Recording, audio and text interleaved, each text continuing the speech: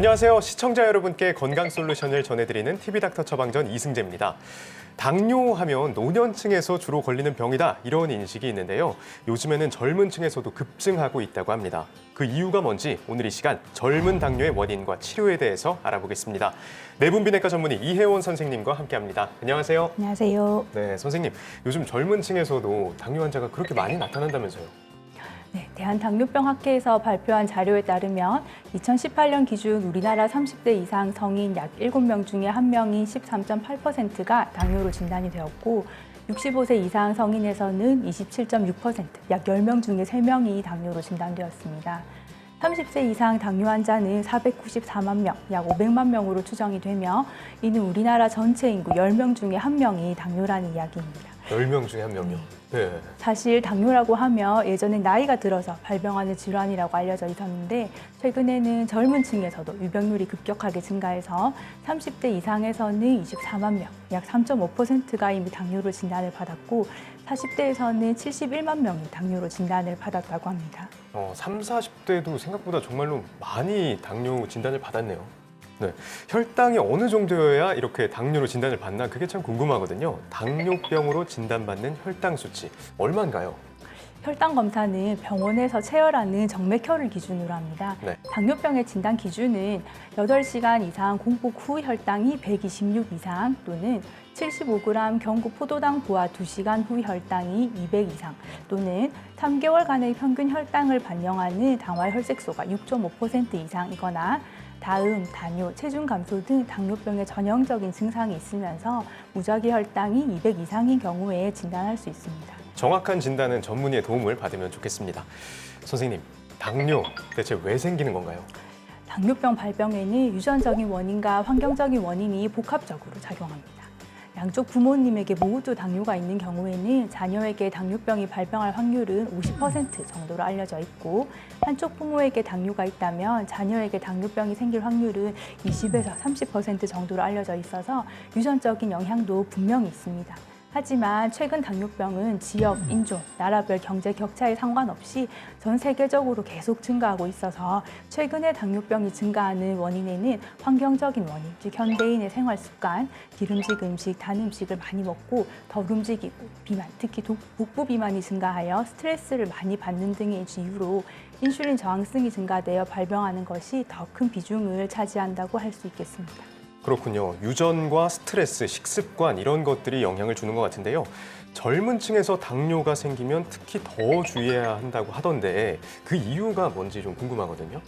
당뇨병의 합병증이라는 것은 환자의 나이보다는 당뇨병이 조절되지 않는 기간이 얼마나 길었냐에 의해 결정됩니다. 그래서 젊은 당뇨 환자분들이 처음에 당뇨로 진단되고 몇 년 동안 혈당 관리를 소홀히 하게 되면 그만큼 합병증이 빨리 발생할 수밖에 없고 젊은 나이부터 합병증으로 고생을 하고 결국 심혈관 질환이 발생해서 아주 심각한 상황에 이르는 경우가 많기 때문에 주의가 필요합니다. 네, 특히 젊은 분들은 이걸 잘 모르는 경우가 많을 것 같아요. 당뇨를 의심할 만한 증상이 있다면요? 우리가 아는 전형적인 당뇨 증상들, 다음, 다뇨, 다식 체중 감소는 적어도 혈당이 300 이상 올라가야 발생하는 증상으로 당뇨 초기에는 거의 아무런 증상이 없습니다. 하지만 그 과정에서도 고혈당으로 인한 합병증은 계속 진행하고 있기 때문에 빨리 진단해서 치료를 받으셔야 합니다. 40세 이상이거나 그 이하의 나이라도 당뇨병의 위험 인자를 가지고 있다면 대표적으로 당뇨병의 가족력이 있거나 비만하거나 고혈압이나 고지혈증이 있는 경우에는 정기적으로 병원을 방문해서 혈당을 확인하시는 것이 좋겠습니다. 당뇨와 관련된 사연이 도착했습니다. 선생님께서 사연 잘 들어주시고요. 그에 맞는 처방 내려주시면 됩니다. 사연 들려드릴게요. 안녕하세요. 30대 남자입니다. 코로나19 이후에 외출도 많이 못하고 친구들도 많이 못 만나다 보니까 집에서 한 잔, 두 잔, 혼술에 야식까지 즐겼더니 얼마 전 당뇨 진단을 받았지 뭡니까. 평소 즐기던 간식, 술, 야식 이런 거 다 끊고 식단 관리하고 있는데요. 그런데 끊을 거 다 끊어도 제가 정말 못 끊는 거 하나가 탄산음료입니다. 머리로는 안 된다고 다짐하지만 손이 저도 모르게 이렇게 막 간다는 건 어쩔 수 없죠. 설탕 대신 칼로리가 없는 인공 감미료가 들어간 건 괜찮지 않을까요? 아니면 이것도 절제해야 되나요? 라고 사연을 보내주셨습니다. 당뇨가 식습관하고 정말 많은 연관이 있다고 앞서 말씀해 주셨잖아요. 그러면 칼로리도 없는 이 인공감미료, 이거는 괜찮지 않나 이런 생각이 저도 좀 드는데 어떨까요? 식약청에서 2017년 배포한 자료에 따르면 시중의 식품의 인공감미료 평균 일일 추정 노출량은 일일 섭취 허용량의 2.1% 정도로 작기 때문에 하루 섭취 허용량 내로 식품을 통해 섭취할 경우에는 안전한 것으로 되어 있습니다. 하지만 주의하실 점은 제로 칼로리라고 표시된 음료가 실제로 완전히 0칼로리는 아닙니다. 설탕 대신 대체 감미료를 사용하였을 뿐이지 소량의 열량과 당류는 존재합니다. 때문에 꼭 드시고 싶을 때는 그냥 탄산음료보다는 제로 칼로리 음료가 훨씬 낫고 저는 물보다 탄산수를 더 추천합니다. 식이 조절에 대한 얘기를 좀 더 해볼게요. 당뇨 전 단계나 당뇨로 진단을 받으면 피해야 하는 음식도 있을 것 같고요. 아니면 섭취해도 괜찮은 그런 음식이 있을 것 같은데 좀 설명해 주시면요. 당뇨병 치료는 식사요법, 운동, 약물이 다 중요하고 그중에서도 식사요법 비중이 절반 이상 차지한다고 할 수 있겠습니다. 당뇨에서 가장 피해야 하는 음식은 설탕, 꿀 등 단순 당으로 이루어진 음식들, 아이스크림, 사탕 같은 음식들로 이런 음식들은 식후 혈당을 매우 빠르게 올리기 때문에 피해야 합니다. 반대로 비교적 섭취해도 괜찮은 음식들은 대부분의 채소류들, 미역, 김, 곤약, 우무, 한천 등의 해조류, 녹차, 홍차, 보리차, 생수 등의 달지 않은 음료수, 겨자, 계피, 식초, 레몬 등의 향신료 혹은 앞서 언급한 인공감미료를 설탕, 소금 대신 이용해 볼 수 있겠습니다. 그리고 식사를 할 때 채소를 먼저 드시고 그 다음에 고기, 생선 등의 단백질을 드신 후에 나중에 밥 등의 탄수화물을 먹는 순서로 하시면 포만감이 커지고 탄수화물이 천천히 흡수되면서 혈당 상승이 천천히 이루어지게 되어 식후 혈당 감소에 도움이 될 수 있습니다.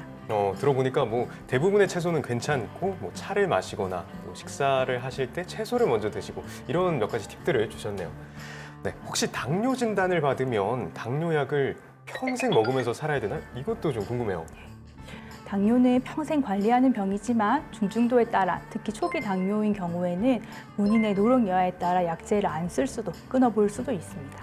비교적 초기에 비만에서 온 당뇨라면 체중을 10kg 정도 감량하면 약제 없이 오랜 기간 혈당이 유지되는 경우도 있습니다. 최근에는 오히려 첫 진단 후에 적극적으로 약물 치료를 하면서 혈당을 정상 혈당에 가깝게 유지하는 것이 장기적으로 봤을 때 췌장 기능을 보존하고 당뇨병의 예후를 좋게 하는 데 중요하다고 굉장히 강조가 되고 있습니다. 네, 혈당만 유지가 되면은 뭐 약을 끊어도 된다 이렇게 얘기를 들으니까 되게 희망적이고 좋네요. 약물 치료로도 인슐린 조절이 안 된다 이럴 경우에는 어떡하죠? 뭐 인슐린 주사 치료 이런 것도 얘기를 들어봤거든요.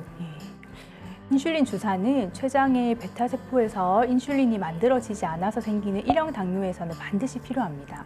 2형 당뇨에서는 식사, 운동, 경구 혈당 강화제로 혈당이 조절되지 않거나 케톤 산증 등 급성 당뇨 합병증이 온 경우, 수술, 감염 등으로 혈당 조절이 불량한 경우, 신장이나 간 기능이 떨어져서 경구 약제를 복용하지 못하는 경우, 임신원 당뇨병에서 혈당 조절이 불량한 경우에 인슐린 주사 치료를 시작하게 됩니다. 이번 코너는 OX 퀴즈로 알쏭달쏭 긴가민가한 건강 속설을 올바르게 알아보는 시간입니다. 선생님, 문제 내주시죠. 네, 첫 번째 문제입니다. 당뇨에는 일일 일식 간헐적 단식이 도움이 된다. 하루에 밥을 한 끼 먹고 또 간헐적 단식을 하면 아무래도 몸에 안 좋은 것도 조금 먹을 것 같아요. 그래서 도움이 될 것 같거든요. 정답 O 하겠습니다. 정답은 X입니다. X군요. 왜 그러죠? 왜 도움이 안 되죠? 간헐적 단식의 의도는 공복 기간을 길게 해서 포도당 대신 저장된 지방을 에너지원으로 소모하게 해서 체중 감소를 목적으로 하는 것으로 네. 당뇨병이 없는 사람들에서는 체중 감소 효과가 있는 것으로 여러 연구에서 나와 있는데 당뇨병 환자분들에게서 진행한 몇 가지 연구에서는 당화혈색소의 혈당 강화 효과에 크게 영향을 주지 않는다는 것과 일정하게 식사가 공급되지 않아서 공복 기간 동안 저혈당의 발생이 증가할 수 있다는 문제가 있어서 당뇨병 환자분들에게는 일일 인식, 간헐적 단식을 권하기는 어렵지 않나라고 생각합니다. 저혈당이 발생할 수 있다고 합니다. 당뇨가 있거나 아니면 의심스러운 분들은 피하시는 게 낫겠네요. 네, 다음 문제 주시죠. 다음 문제입니다. 마른 사람은 당뇨에 걸리지 않는다. 사실 잘 모르겠어요. 너무 마른 것도 비만처럼 이렇게 몸이 아주 좋다고는 볼 수 없는 거 아닐까요? 그리고 사실 제가 마르지 않았기 때문에 좀 억울해서 이건 정답 X 하겠습니다. 정답은 X입니다. 네, 맞았는데 찍었네요. 네. 정확히 어떤 이유인지 좀 설명해 주시죠. 당뇨병에서 비만 환자와 비만하지 않는 사람이 반반 정도 됩니다. 아, 그래요? 당뇨병이 생기는 기전에는 인슐린 분비가 떨어지는 것과 인슐린 저항성이 있는데 인슐린 분비 자체가 덜 되는 사람들은 비만하지 않아도 당뇨가 올 수 있습니다. 그런 분들은 대개 가족력이 있는 경우가 많습니다. 또는 체질량 지수는 정상이고 외관상 비만은 아닐지라도 내장 지방이 많고 근육량이 부족한 사람은 인슐린 저항성에 의한 당뇨가 올 수 있습니다. 지방세포, 특히 내장 지방을 이루는 세포들에서 렙틴, 레지스틴 같은 여러 호르몬들이 분비가 되는데 이런 호르몬들은 인슐린이 말초 조직에서 작동하지 못하도록 하기 때문에 인슐린 저항성이 증가하게 됩니다. 그래서 팔다리는 가는데 배만 볼록한 체형의 분들이 위험합니다. 네, 저도 좀 조심을 해야 될 것 같은데요.